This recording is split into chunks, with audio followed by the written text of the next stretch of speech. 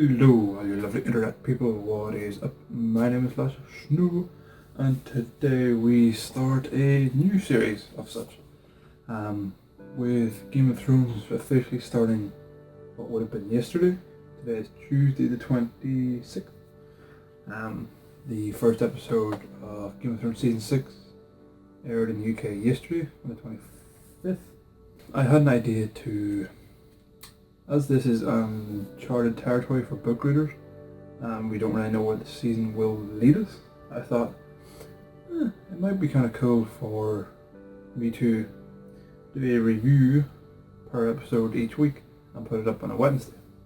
Now let's not say it'll just be Game of Thrones and Valiant Hearts. Valiant Hearts is almost complete, so when Valiant Hearts completes on a Sunday, as long as Game of Thrones goes up on a Wednesday, we will keep it going with different content for the Sunday. Of course, before we go any further, if you haven't seen these episodes, of course there's going to be spoilers, and if you haven't seen any of the previous seasons, I may allude to some of the events that happened previously, and so just spoilers ahead. We start with an overview of Castle Black, and it zooms in all the way to our little friend here, Mr. Snow. And he's lying there motionless, obviously, from being stabbed to death at the end of season 5. The only difference here is we can hear ghosts howling away in some faraway room he's in, and it piques the interest of Sir Davos. He takes a wander out to notice that Jon's lying there motionless. He goes over, has a look, realises who it is, and takes the Lord Commander to his chambers. Well, the ex-Lord Commander, of course, because he's now dead. But once there, all the guards kind of loyal to Jon come with them, and they all bolt themselves in a room. So Davos knows that if they don't bolt the door, the rest of the Night's Watch that killed Jon will come for them and kill them all, which isn't really a good situation to be in. But as we're in the room and everybody's very tense, the door knocks, and in walks the Red Priestess Melisandre, and she notices Jon, and the expression on her face is of utter sadness, because then I think towards the end of season 5, Melisandre believed that Jon was going to be the Lord of Light and not Stannis, so she's uber surprised that he's dead now too. Well, we don't know if he is or not. I will get to that later in this video. Then we cut to what looks like the mess hall, or the council chambers of the Night's Watch, and everybody's bickering and calling each other traitors, and they accuse Sir Alistair Thorne of treason, because theoretically he has killed the Lord Commander, and that is treason. But then Thorne goes off on a rant and says that Jon was the real traitor because he led the wildlings through the gates and they risked everything, never been done in the history of the Night's Watch. Now, it couldn't have been a case of maybe it was a good move. No, in Thorne's eyes it was a bad move. So of course he had to go, and then they all seem to come around to Thorne's thinking. We spent the first 10 minutes of the first episode of the new season with the Night's Watch. So after we know that Jon is still not alive, and I'm sure that's a big bummer to a lot of people who would have liked him to be resurrected, or became himself again in episode 1. That's not going to happen yet. I would imagine they will string that along for a few episodes first, and then raise him or not. We don't know where this is going. As I said, it's uncharted kind of territory for book readers because it's drawing from information that doesn't exist, so it's all created. So after the opening scene with the Night's Watch, we jump to Winterfell with the Boltons, and we have Ramsay and Roose. Ramsay is standing over his dead mistress's corpse, talking about how he knew her from previous, nobody's afraid of her, and how she wasn't afraid of him, and that's what he liked. Then it moves on to a conversation with him and Roose. Roose likes to remind him of the fact that now Sansa has got away from Winterfell, that Ramsay now has no true heir, so therefore can't give Roose another son to keep the name going. So in a way, almost kind of threatening him with threatens him with, if he doesn't get Sansa back, then he won't be in charge of Winterfell, and it won't be left to him when Roose eventually dies.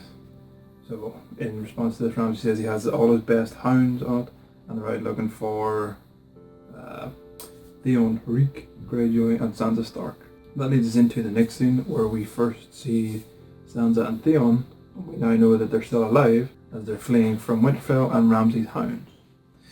We see them first on this big, expansive wintry scene. Then we see them cross this massive, big, frosty river to hide under a tree, and you can hear the hounds getting closer and closer. Eventually then they turn up and Theon decides that he will try and lure them away while Sansa kind of hides. That doesn't exactly go to plan, because they know that Theon's lying, because he has just spent the last however many months / years in Winterfell being tortured by Ramsay, and he should know better. Yeah.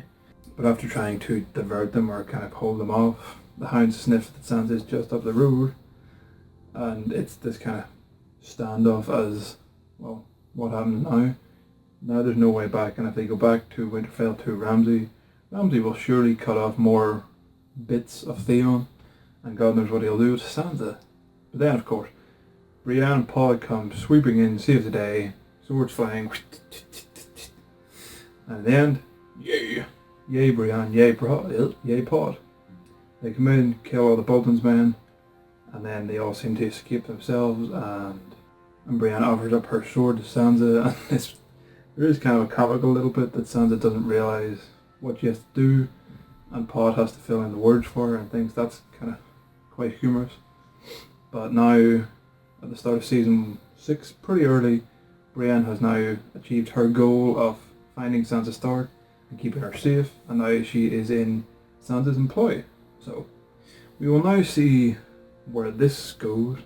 We know from the trailer that Sansa gets a lot stronger, as it looks like she's heading up a battle to try and take back Winterfell. So I'd imagine maybe Brienne and Pod are part of that, although they were seen in one of the trailers in Riverrun, so we will see where it goes. As I said, this is just a brief recap of episode 1. Moving on to King's Landing, where we focus on Cersei's story. And Cersei is sitting in a room, she's all moany and mopey as Cersei is, and she gets word that a ship from Dorne has arrived in the harbour. But what we know, and that Cersei doesn't know, is that Myrcella is dead. Cersei doesn't know this, and she runs down all happy, and you can it's a brilliant kind of scene, because she's standing on the harbour and her face is all, but then slowly over a period of seconds it goes from yay to, and you see tears and things. Then there's a little scene between her and Jaime where they're like, oh, I knew this was going to happen. Maggie the Frog told me this years ago, and I was going to have 3 kids and they're all going to die, and I was going to be miserable and whatever else.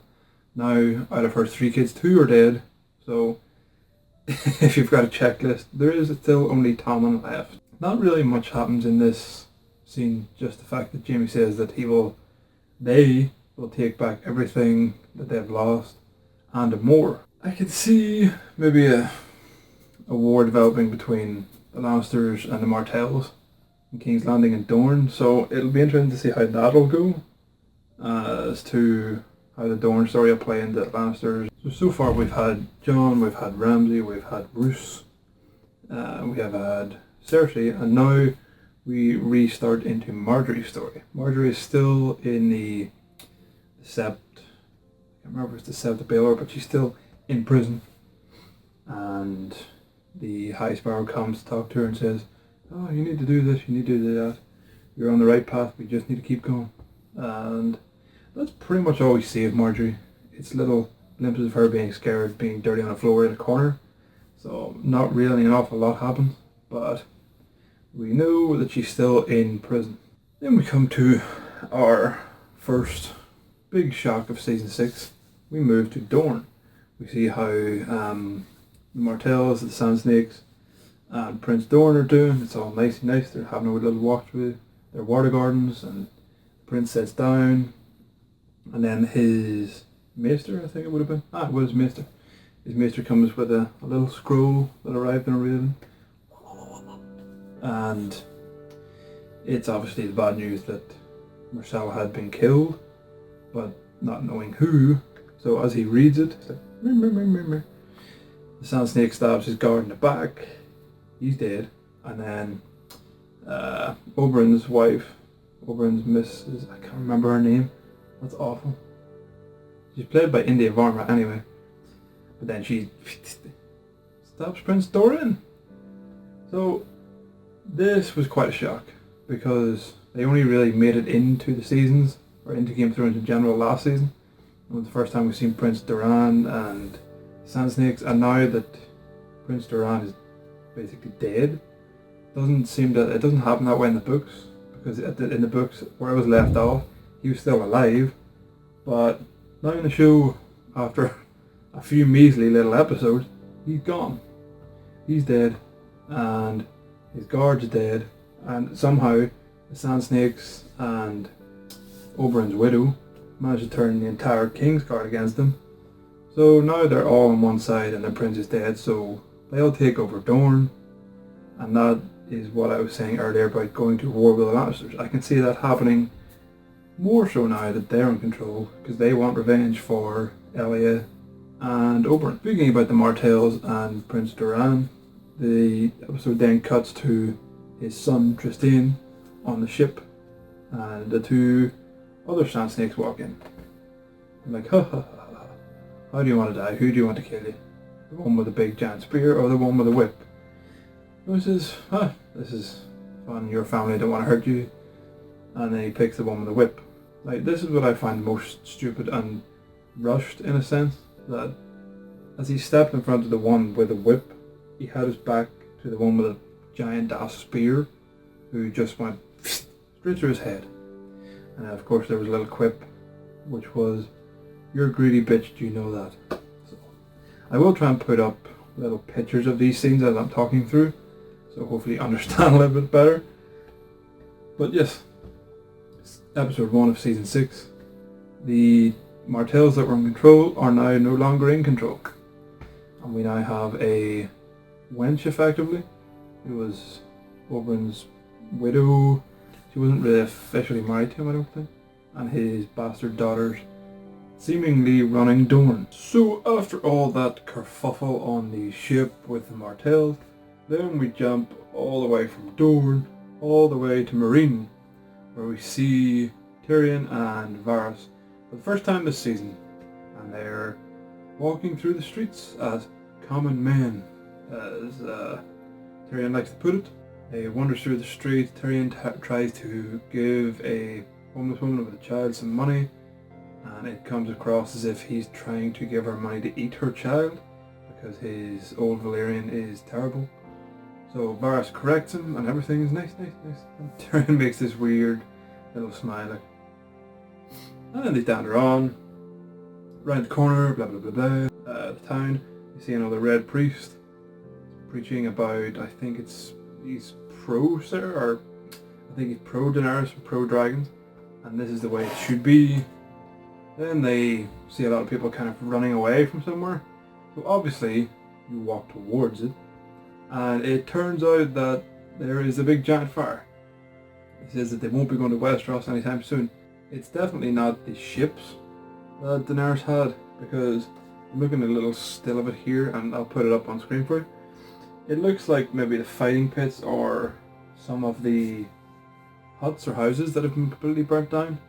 And I would imagine it's the Sons of the Harpy that done that. So that's pretty much all that happens in Tyrion and Varys' scene. It's kind of just a reintroduction to where they are and what they're doing. Then we jump from what is a very kind of sunny Mediterranean looking Meereen into the grasslands. That's what it is, the grasslands. That's why it's so grassy and hilly.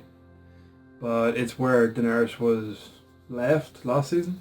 But is that how it ended? No, it wasn't. Jon Snow was how it ended last time. And you see just the two of them wandering about on their horses, and they're talking, and Dario asks Jorah why he came back, why does he always keep coming back? And he says, well, I'm sure you know.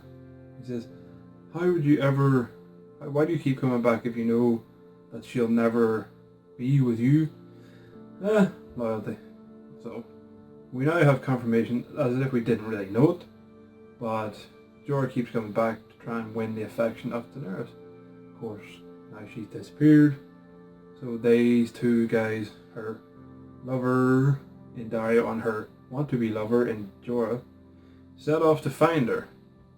And they come across this big worn down section of grass, which was where in the last season the Dothraki horde kind of spun around Daenerys in a circle. Jorah dances off his horse, walks into the middle. It's all perfectly untouched because it was in a circle, so there's a bit in the middle. And of course he finds a ring. He finds Daenerys' ring, and he's like, So now they know she's alive because she left the ring for them. Either it's that or she dropped the ring and they think that she's dead. But they also find a burnt ram, which was obviously scorched and destroyed and eaten by Drogon, who is nowhere to be found. Also in this scene we see Jorah look at his grayscale again, and it's spread a little bit more. So it'll be interesting to see if he's still alive at the end of this season, or how long they will kind of keep him around, considering he's going to be a stone man pretty soon. So as we left Meereen to follow Daario and Jorah into the hills to find Daenerys, obviously the next scene will be featuring Daenerys. We notice that she has been kidnapped in a sense, because the last time the word left in season 5, the horde was just running around her, and we didn't know if they were rallying around her or if they were taking her prisoner. It's been confirmed this season with bound and gags and the whole horde going towards Vaz Dothrak. Or was it Vaz Dothrak? I think it may have been Vaz Dothrak. But she is bound, and the two Dothraki guys who are on their horses are having a conversation about her and saying how nice it would be to do nasty sexual things to her. And of course you can hear all this because she's fluent in Dothraki, being married to Khal Drogo. But when she gets to the camp, they take her to the Khal of their little horde. Like, oh yes, I shall lie with you this evening, blah blah blah, I like you because you're feisty. Then she says that she was married to Drogo. When she says this, they all kind of go, ah. It turns out, because she was married to a Khal, there's this special weird Khal widow place that she now has to go, and it's basically exile. So she'll be sent there and then forgot about again. But I don't think that's going to happen. This is all we really see of Daenerys in this episode. We see this little bit and she's like, oh yeah, you're going to live in this house now with all the other Khal widows. So Daenerys' story is one of those stories that kind of went boop, boop, boop, boop, boop, and now she took a drop. And I don't really expect anything less from George Martin, because obviously he's planning something in his books. But maybe in the future episodes she'll be on her way to this Khal widow joint and Drogon will appear and burn the Christ out of everybody, and then jumps on him, flies away. So Drogon has to appear at some point this season, because he's clearly in the trailers and he's above what looked like the Dothraki horde in the trailers. So maybe we're leading into something there. Within the lands of Vaz Dothrak, we go from there all the way back to Braavos, and we see what Arya is up to. And in this episode, the first time we see her, Arya is still blind, and she is begging in the streets, which I think I can remember happens in the books, and I feel that is part of her training to become, a faceless one. It shows you her begging for money, and then the waif, who I don't think has a name in the series, but in the book she is known as the waif, appears, throws a stick at her and says, right, it's time to battle. So this weird kind of awkward battle ensues in the streets of Braavos, where the waif, who can see visibly clearly, and Arya, who's clearly blind, have a battle, and Arya gets her ass whipped. To which then the waif says, oh, okay, same time tomorrow. So then she was back to having to beg in the streets and live there. And it was an odd scene, which makes me think it is part of her training in a way, because we know, because of the trailers, I know I'm probably saying because a lot, we know because of the trailers that Arya does get back, I think it's the House of Black and White, and is speaking with Jack and Hagar, because we see Jack and slap her and, you know, cut off more faces, and so it'll be interesting to see how this blind battle fares into her training. So from the begging streets of Bravos, we move all the way back to where we began this episode, in the north at the Wall, in the same room, and obviously all the guys are still sitting around Jon. Ghost is now in the room, and Alistair, Thorne and all his cronies, let's say all the other Night's Watch guys, arrive and offer Sir Davos peace. He will let Sir Davos ride south with provisions and a fresh horse and all this jazz, and that he will let, there's an amnesty for the Night's Watch guys. They'll not have anything done to them if they surrender now and just give up Jon's body. But of course they do not. They only have one option in their head, is to stand and fight, and they sit. So it's kind of a nice little quip. Okay, thanks for that offer, we'll get back to you. And then Thorne walks away with a huff on his face like I've never seen. But part of me thinks as well that Jon's death by the hands of the Night's Watch was maybe Ramsay's doing. So to kind of kill off, because as far as Ramsay is aware, Theon killed Bran and Rickon. Arya may as well be dead because nobody's heard from her.